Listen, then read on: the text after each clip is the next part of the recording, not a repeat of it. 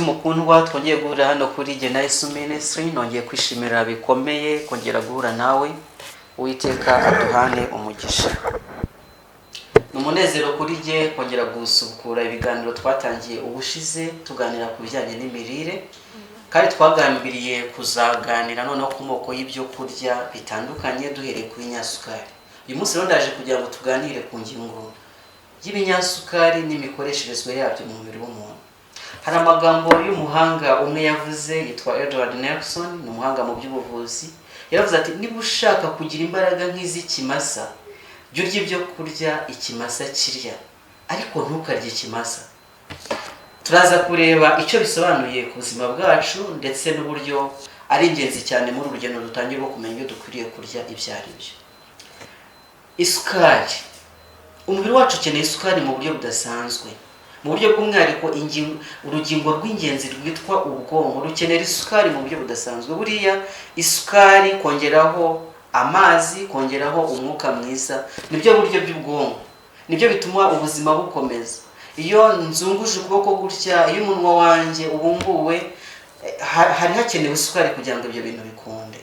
Ariko igihe ndi kuvuga isukari, ntabwo ndi kuvuga isukari tugura ku isoko, oya, ahubwo ndavuga isukari tuvana mu byo kurya bitandukanye, aribyo tugiye gusuzuma naho twayikura n'iyo twahitamo twihereye ku byo kurya ibonekamo.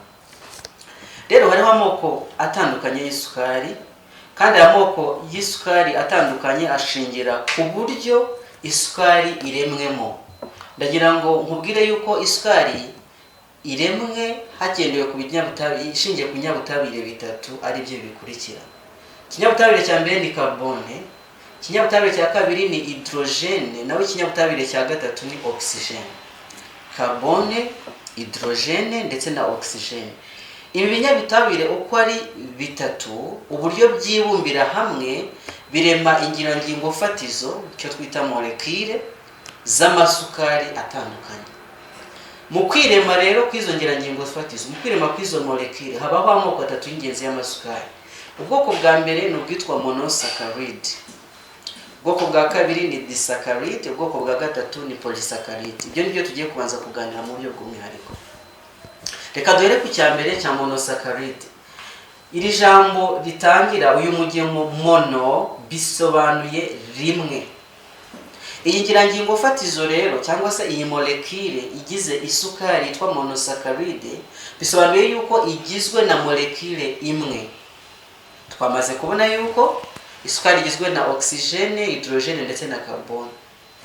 Aya ma atome agiye kwihuriza hamwe akarema molekile. Ino molekile imwe y'isukari yo muri ubu bwoko bwa monosaccharide byabyaye iri rimwe nyine. Bene isukari uburyo yakirwa mu mubiri butandukanye nayo turi buze kubona mu gihe kiri imbere. Isukari igizwe n'umugemo umwe, igogora ryayo ririhuta cyane mu mubiri w'umuntu, kubera yuko igihe imaze kuribwa ihita ijya mu maraso.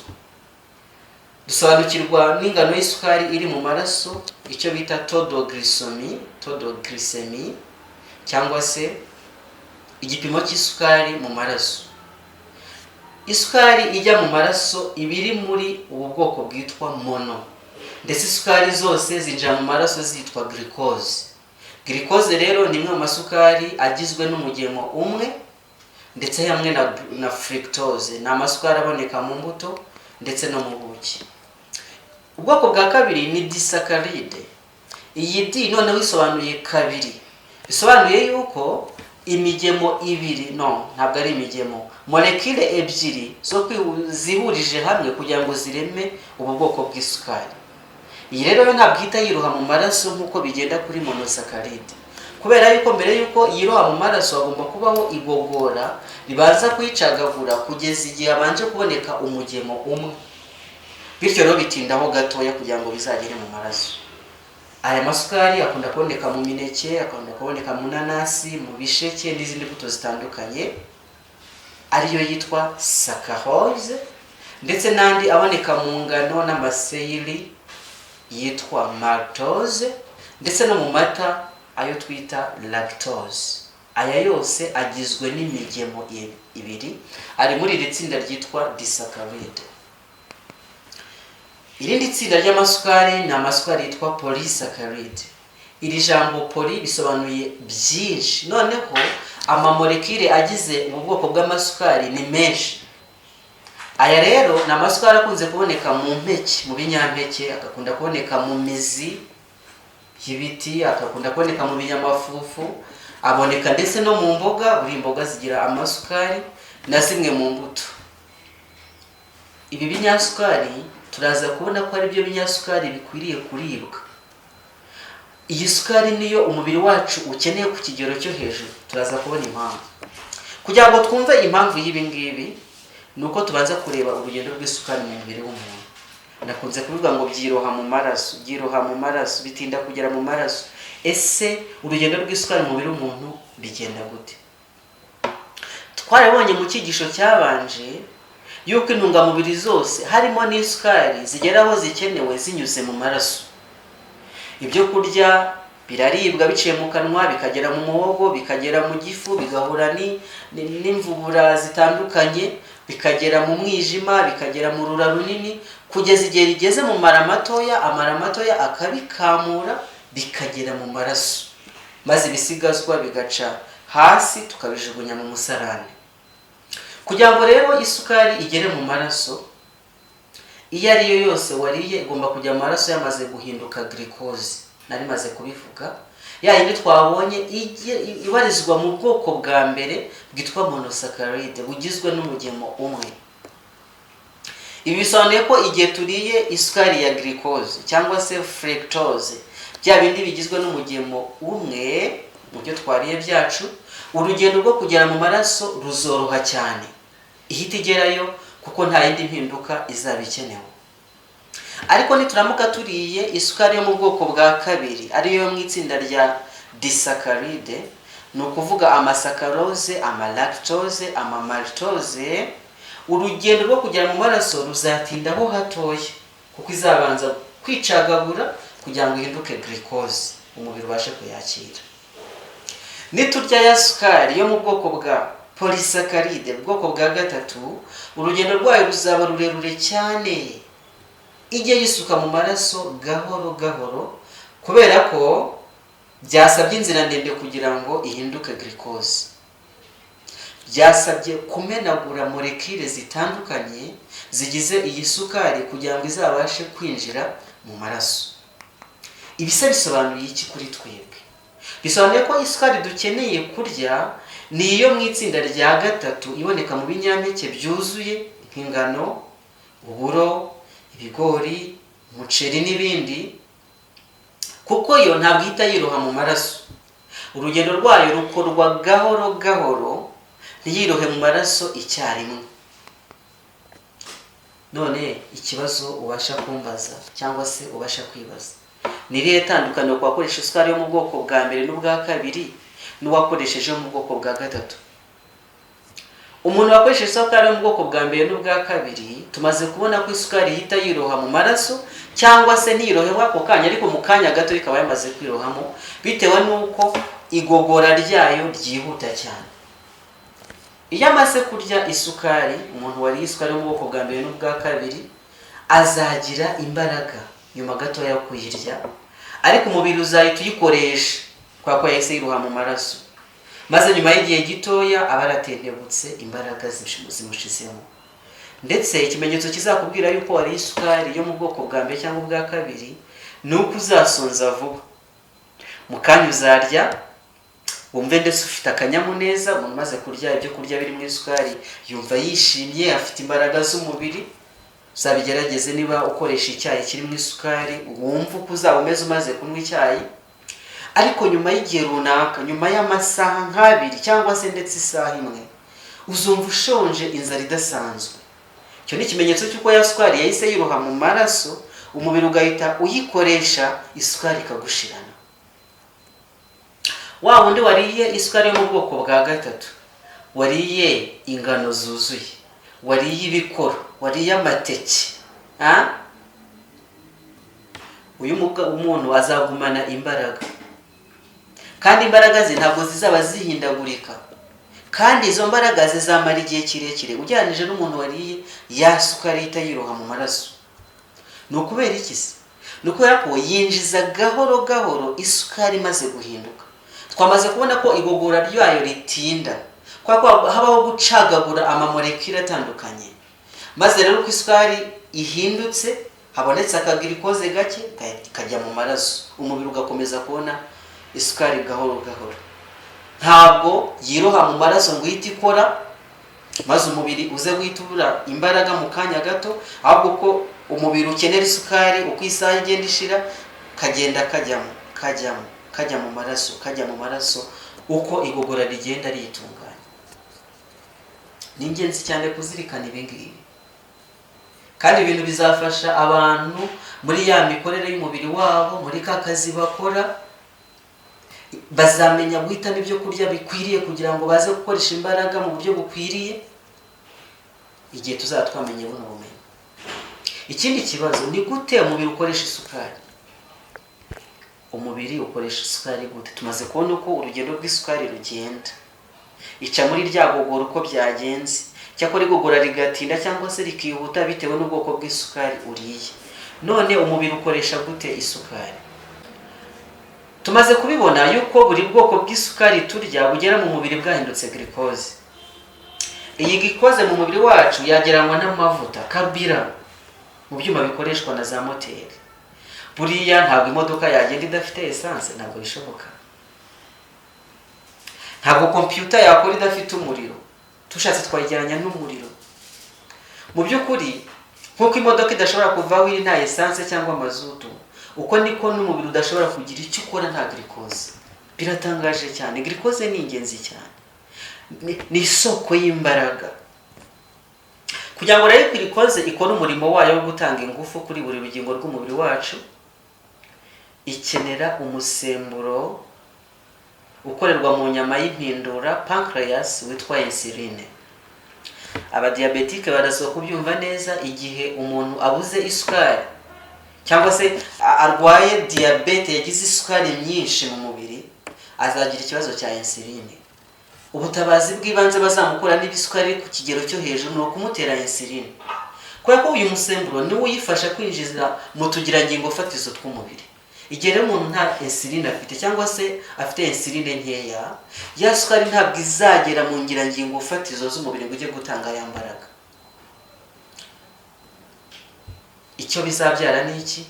Uko bizabyara igisukari cyangwa se diabete mu ndimi z'amahanga. Bivuze yuko iyo tuvuze ngo umuntu arwaye diabete, tuba tuvuze ngo afite isukari ku gipimo kirenze gisanzwe mu maraso. Ya sukari yigumiye mu maraso, ntabwo yageze mu ngirangingo fatizo ngo itange icyo agomba gutanga, ari cyo mbaraga. Igihe rero isukari ivuye mu maraso igeze mu ngirangingo fatizo nk'uko tumaze kubivuga mu maserire, ntabwo nanone ihita ikora umurimo wayo. Ikenera icyambere vitamine B. Iyi group B vitamins tuzayiganiraho igihe tuzaba turi kwiga ibyerekeye amavitamine mu buryo bw'umwihariko. Ntabwo isukari yashya itabonye vitamine B. Ubwo rero umubiri w'umuntu ukeneye vitamine B ku kigero cyo hejuru kugira ngo isukari ye nayo ibashe gukoreshwa. Ubwo kugira carence ya vitamine B bishobora kuba impamvu zikomeye zo kurwara diabete. Ndanyabo mbwire abadiabetike nanone yuko umwe mu miti, ndavuze ngo umwe mu miti akwiriye gufata ni ukuri ibyo kurya bikize kuri vitamine B. Ahantu mbasha kukurangira tuzabisubiramo igihe tuzaba turi kwiga vitamine, ni ugufata ingano zimejeje. Buri ingano zimejeje, gufata ibiyiko byibuze 5 ku munsi by'ingano zimejeje ni umuti. Kubera iki? Kuko bizatanga izi vitamine B, maze isukari wariye ikabasha gukoreshwa n'ingirangingo fatizo z'umubiri wawe. Bisobanuye iki se kuri twe? Kugira ngo isukari ikoreshwe mu buryo buboneye, ni ngombwa ko turya n'ibyo kurya bikungahaye kuri vitamine B, natwe abasima. Uko niko isukari ikora. Isukari irafashwe, igeze mu maraso yahindutse glucose. Glucose ikeneye insuline kugira ngo yinjizwe mu ngirangingo fatizo, ariko igeze mu ngirangingo fatizo ikeneye vitamine B kugira ngo itange imbaraga z'umubiri. Tumaze kubona ko umugambi wa glucose ni ugutanga imbaraga z'umubiri. Ibi rero bitugeza ku ngamba zikomeye dukwiriye gufata, ari nazo tugiye gusorezaho muri aka kanya. ikintu cya mbere ni ingamba zemejwe na OMS cyangwa se umuryango mpuzamahanga wita ku buzima. Hari inama zigera kuri ebyiri ngira ngo uzirikane uyu munsi. Baratubwiye ngo ntihabeho kongera ibyo kurya bikungahaye ku isukari igera mu maraso gahoro gahoro, izo bita complex carbohydrates cyangwa se zazi twise polysaccharides. Byibuze 70% by'inkomoko y'ingufu ibe bene ibyo byo kurya bitanga polysaccharide. Na za disaccharide na monosaccharide turazikeneye, twazibonye mu buki, twazibonye mu mbuto, turabikeneye kubifata kubera yuko dukeneye n'izo mbuto tuzavanamo n'amavitamine n'ibindi. Yewe dukeneye n'isukari igera mu maraso vuba kugira ngo umubiri wacu ugire imbaraga. Ariko ibyo byo kurya bikwiye kuba biherekejwe n'ibyo kurya bitanga isukari gahoro gahoro kugira ngo isukari itaza kudushirana. Ni ingenzi cyane ko 70% by'ibyo kurya dukeneye ko bikomokwaho n'ingufu biba ari ibyo kurya bikize ku isukari yo mu bwoko bwa gatatu polysaccharide. Twamaze kuzibona aho bikomoka, ni mu byo kurya by'ibinyamafufu, ibyo kurya by'ibinyampeke byuzuye. Igihe tuvuze byuzuye nacyo cyitabwaho cyane, ni wa mutsima w'ingano, ni wa mutsima w'amasaka tutakibasha muri iki gihe ariko w'ingenzi cyane, n'ibindi binyampeke bitandukanye, uburo turabibona, za sayiri turazibona, ibigori n'ibindi. Kongeraho bya binyamafufu twabivuze, amateke, ibikoro, imyumbati n'ibindi. Ibyo byo kurya ni ingenzi cyane kugira ngo tuze kubona imbaraga z'umubiri tuvanye ku binyasukari. Inama ya kabiri ni ukugabanya gukoresha isukari yo mu ruganda ku kigero cya 0%. Tuyigabanye kugeza ubwo tuyigeza kuri 0%. Maze isukari dukenera gukoresha ibikomotse mu byo twariye, mu mbuto no muri bya byo kurya tumaze kubona. Kubera iki? Isukari yo mu ruganda ni ya yindi ya monosaccharide ihita yiroha mu maraso.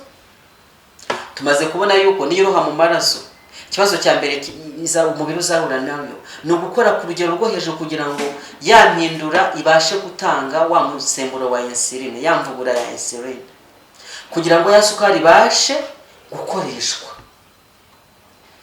Icya kabiri, isukari niba nyinshi mu maraso, insuline ikaba idahagije, icyo bizabyara ni iki? Birumvikana automatiquement nuko bizabyara igisukari, bizabyara diabete. Icya kabiri, niba twakonsomye isukari dukomoye mu binyasukari, muri ya sukari nyine yaguswe ku isoko, tuzavanaho vitamine B. Igihe twari ibinyampeke tuzaza kubona yuko bikize kuri ya vitamine B. Niba ngo ibinyampeke byo byifitiye za ntungamubiri ziza gukenerwa kugira ngo ya sukari ikoreshwe.